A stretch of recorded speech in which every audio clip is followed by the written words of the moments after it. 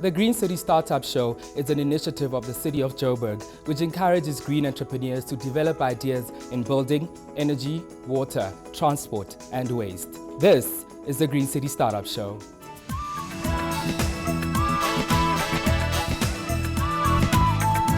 On the show this week, we visit the War Museum in the heart of Region B.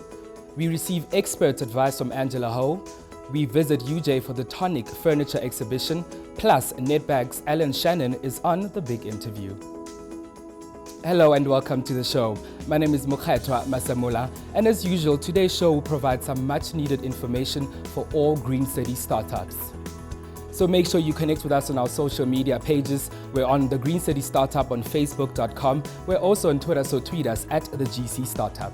That's where you can find us online. For now though, let's head on over to Regions B War Museum to explore its treasures and historical importance.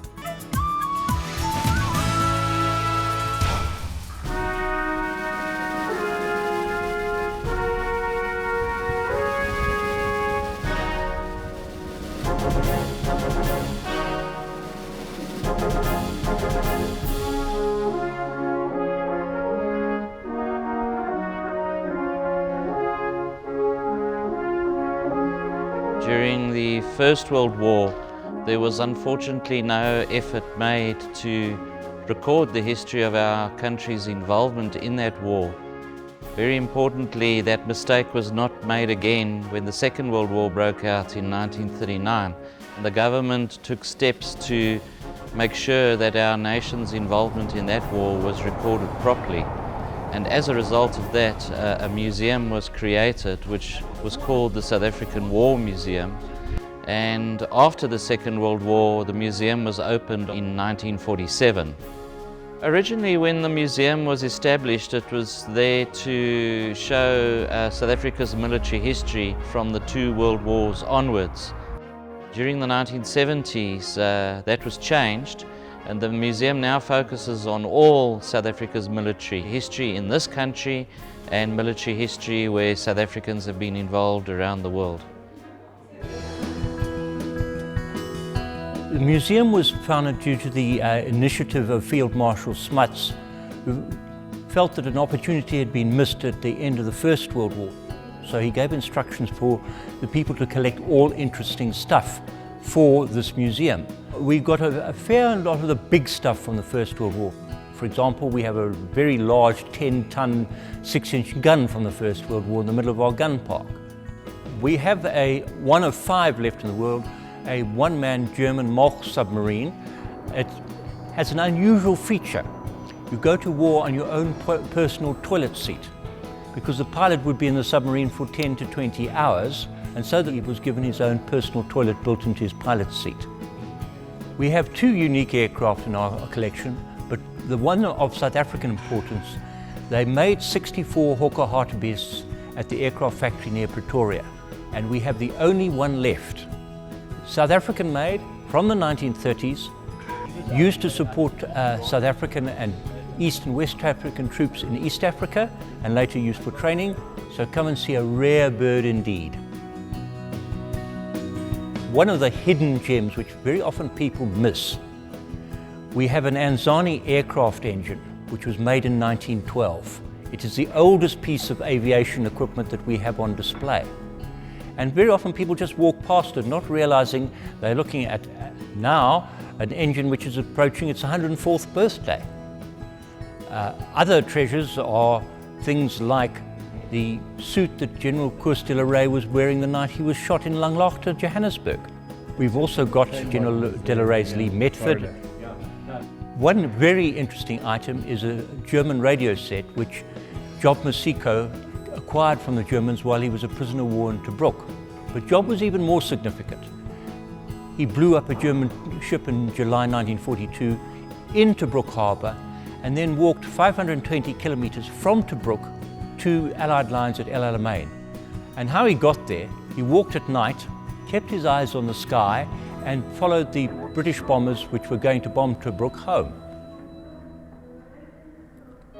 One of our most important functions is because war is a terrible thing, and people should be able to make informed decisions about war And the way they can do it is by coming to this museum and seeing the real things close up.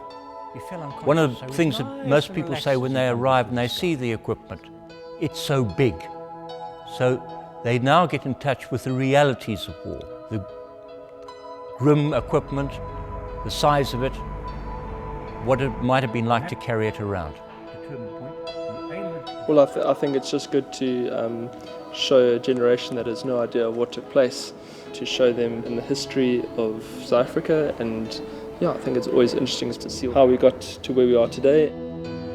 It's good to learn about your history, how did they do things. So it's very interesting to know about your history and your background so that you can know where to go forward. Anybody can come. The museum is open 7 days a week from 9 till 4:30.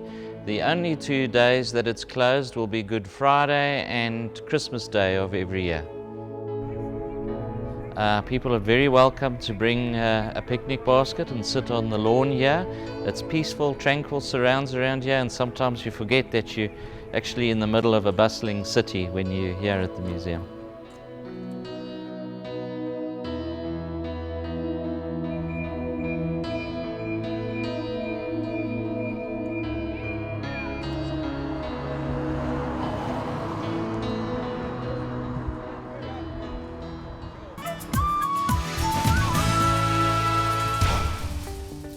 What an interesting piece we had there, and certainly a museum to visit. You can log on to our website www.TheGreenCityStartup.co.za to learn more about interesting initiatives happening around the city of Joburg.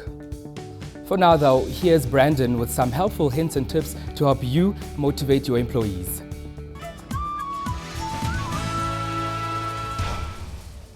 After starting your company, you'll need to hire a team to take your product or service to market. A vital part of your planning is to ensure that your team's motivations are aligned with yours and that of the business. So I found these guidelines by Cron on how to motivate your employees. Let's check it out. Firstly, set expectations from the beginning. Allow employees to know what you're looking for and what's expected of them from the get-go. By giving them an idea of your short-term and long-term goals, you allow them to prepare for what's to come and to get excited about upcoming opportunities. Secondly, model behavior. This simply means behave in a manner that you expect your employees to. For example, when employees see the boss is the first to arrive and the last to leave, it motivates them to invest their time in the same way. Next, delegate responsibilities. But this doesn't mean leaving the work to everybody else. When assigning employees with responsibilities, it shows them that you're putting your trust in them and in turn motivates them to work to the best of their abilities. It also gives employees a sense of ownership, both in the project and in the company. Lastly, offer your employees incentives.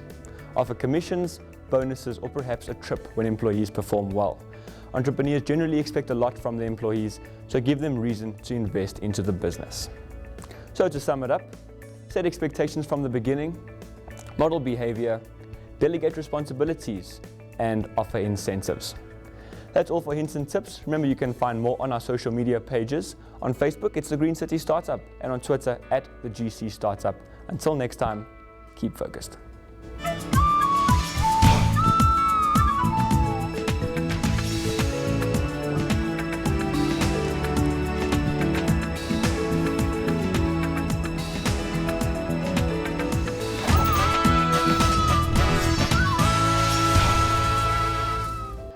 One of the best ways to succeed as an entrepreneur is to learn from others, and that is why I recently sat down with fellow tutor Nozipho on Talking with Tutors.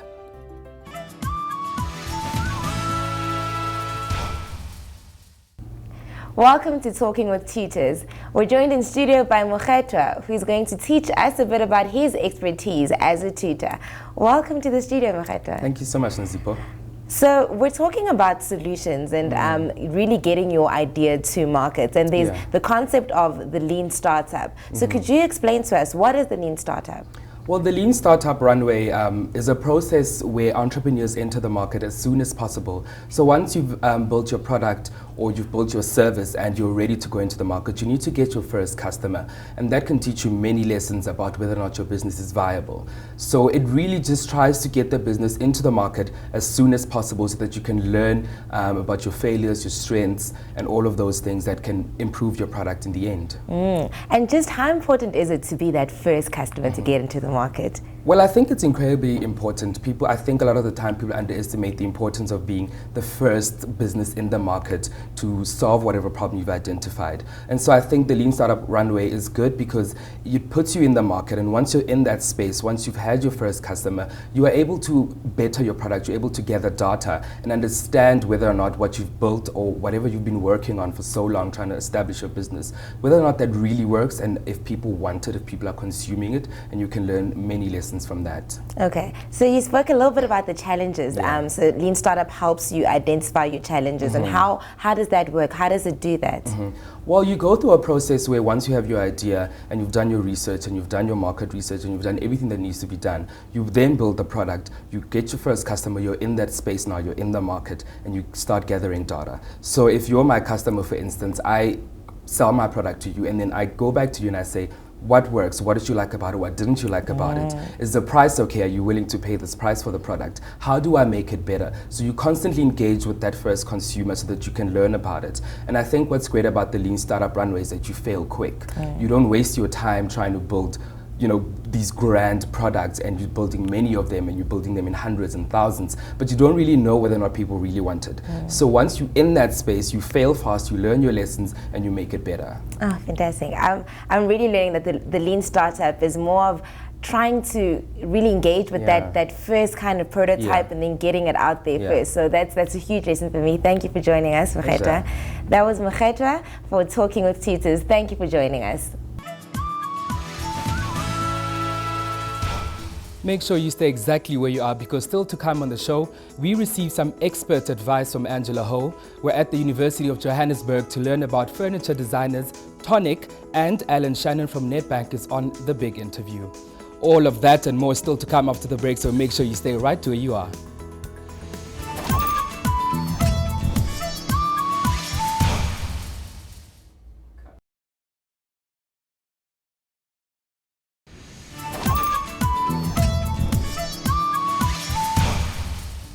Welcome back to the Green City Startup Show. It's really a pleasure to have you with us, man.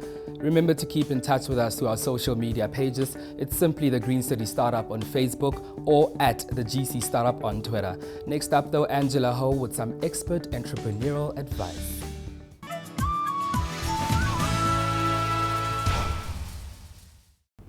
Hi, I'm Angela Ho. It's my privilege to be your mentor. In this tutorial, I'm going to answer your question on what characteristics make a successful entrepreneur. It's a well-known fact they are not made in one day, and repeated failure is a part of the journey. Today, we will look at 4 practical ways to embrace failure and build perseverance and entrepreneurial endurance. Acknowledge. You will need to come to grips that no one likes to fail. No matter how big or small the failure is, it's an uncomfortable position to be in. What determines your success is how quickly you can recover. You need to admit and acknowledge the mistake, take corrective action, and move on to the next challenge. Positivity. Look for what has gone well in whatever you have tried. When you're able to learn the lesson, the less likely you will be to repeat the same mistake. An attitude of gratitude is a sure way to build your positivity. Relief. When failure does happen, it is a stressful time, especially when you reflect on the energy, time, effort and money you have already spent. The human body is resilient, and you're able to manufacture your own happy hormones called endorphins. Humor is a great de-stressor, and so is exercise. Remember your purpose, a strong inner sense of who you are, what drives you, and what your company stands for. This will give you the strength to persevere through the hardships. In conclusion, failure is inevitable. The faster you can acknowledge it, the faster you can move on. Look for the positive lessons as a takeaway. Find a coping method that helps you relieve stress, and never forget your purpose and passion that has brought you this far. Thank you for watching.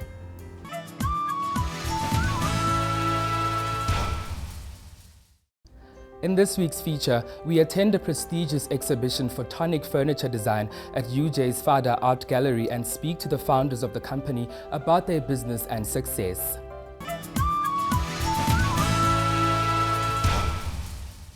The University of Johannesburg's Faculty of Art, Design and Architecture recently hosted an alumni exhibition for Philippe van der Merwe and Greg Gamble. The exhibition is a prestigious biannual event which honors the contribution and success of alumni in their respective professions. Philippe and Greg met at the Technikon of Witwatersrand while enrolled at the Department of Interior Design. These two young entrepreneurs formed Tonic Studios in 2001. They both had a fascination with design of interiors and furniture forms. We're in a business where we actually create things. Sometimes it's very direct. Some of our projects are 4 months long, some of them are 6 months long. We produce a piece of furniture that can be a couple of month process. You have an idea, you put it down on paper, you develop it, you prototype it, and there it is, and then you make it. And that's an incredibly rewarding thing. Part of the approach of furniture design and also interior design is that we're always trying to do things as simply as possible. I think that simplicity often is misleading though, because it's very complex to achieve. And the more you reduce and refine things, the more you are reliant on the craft and the material to kind of stand in for. We never try to design kind of showstopper pieces. It's never our intent to make the wow piece. It's more about creating beautiful pieces of furniture that can live very comfortably with other pieces in an environment together, but that which each, if it's taken on its own, the material needs to speak for itself.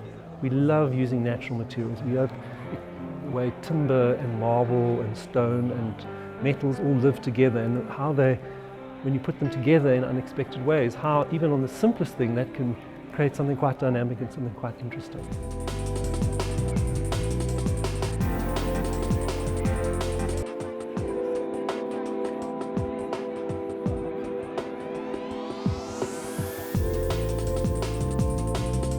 Two factors influence Tonic's design process: concept and execution. Truth to materials and craftsmanship is a vital element in their consideration of visual and tactile qualities of every component. These factors fuse in Tonic's design scheme, resulting in experiencing the particular interior holistically. Their characteristic trademark of quality and meticulous detailing result in the clean lines and minimalistic aesthetic that is widely acclaimed both locally and internationally.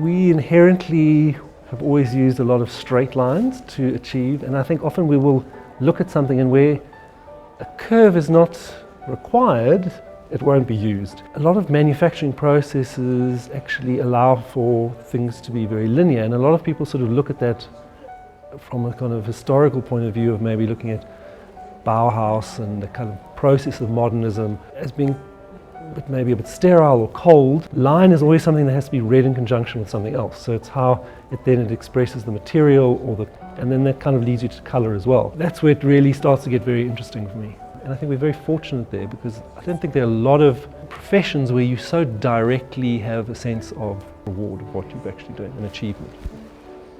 Their success as entrepreneurs can be put down to hard work, love for design, and dedication. I hope you enjoy the show. We're very glad to be part of it.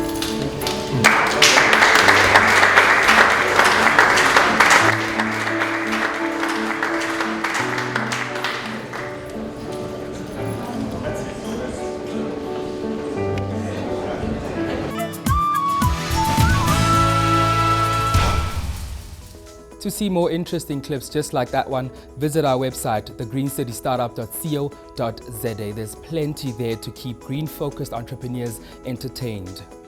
For now though, I recently sat down with the head of professional and small business banking sales at Nedbank, Alan Shannon, to discuss funding options for small businesses. Here's this week's big interview.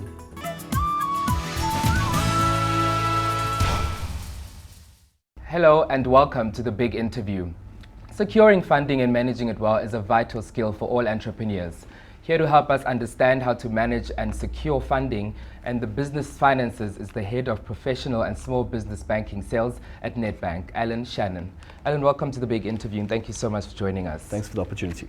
When a business is still in its early stages, do you think the owner should be concerning themselves with investment already? I think for a small business owner, their business probably is their single biggest investment. So I think our advice to anybody who's got their own small business is rather focus on reinvesting. So as and when you're making profits and generating positive cash flows within your business, reinvest those back into your business. That's the easiest, perhaps most reliable way of you being able to sort of achieve the business growth that you're looking for. Is there a particular time that you think is the perfect time for an entrepreneur to invest? No, I think they've got to realize and get to the point where they feel they've got a business that is now sustainable, one that has got past the early risks that are associated with businesses in the startup phase. Once they've got to a point where the business is ticking over and generating predictable profits, and if they then feel they want to diversify some of their investments into other environments, that's probably the time to do it, but not before. They really should concentrate. Reinvest the profits, build your business, get it to the point where you can sort of predict that this is a business that's going to be around for at least the medium, hopefully long term. You get to that point, then you can start thinking around where you diversify some of your money. And what role does my bank play when I, as an entrepreneur, decide to invest?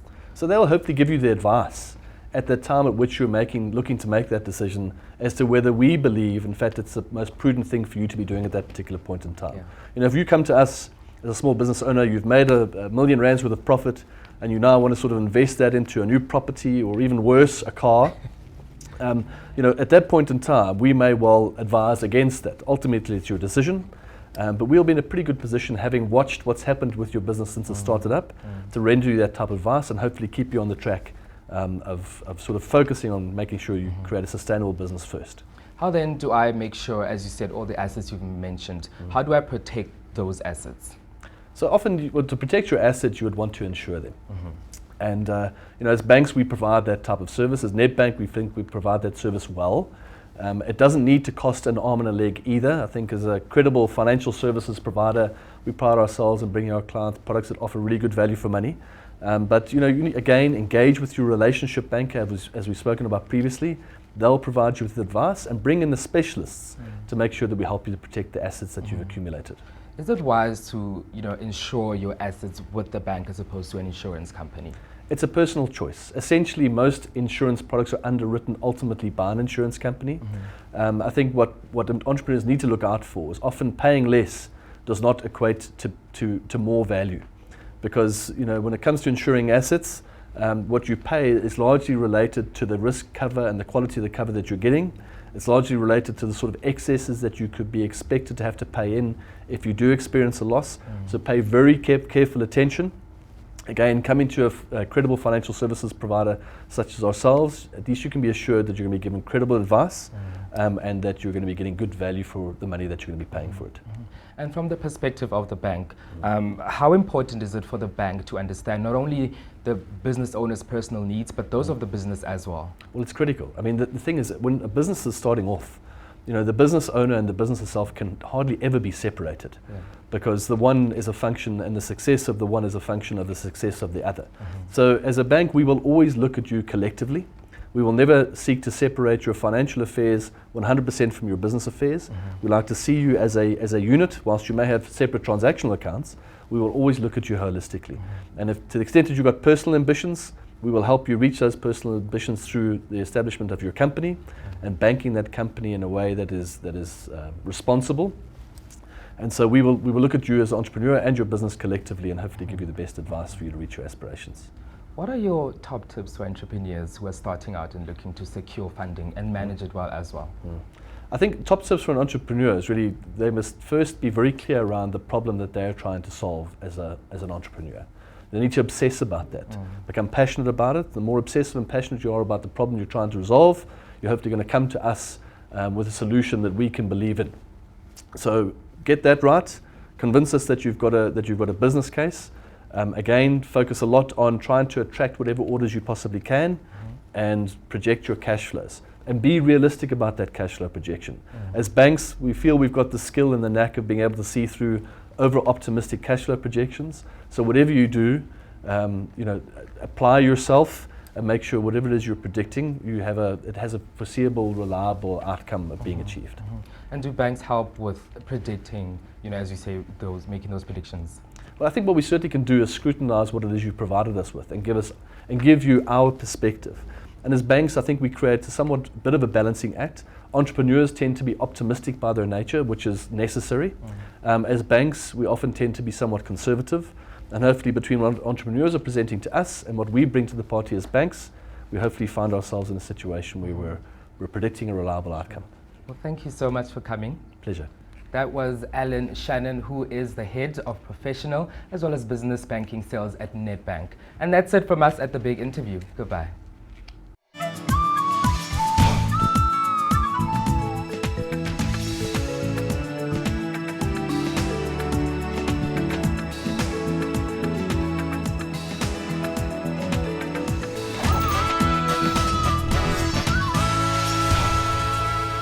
Next week on the Green City Startup Show, the competition progresses as we bring you more profiles, hints and tips from Brandon, and of course the big interview. Until then though, make sure you stay with us through our social media pages, which are all on your screen. That's where we leave things for this week. Thank you so much for joining us and for watching. Goodbye.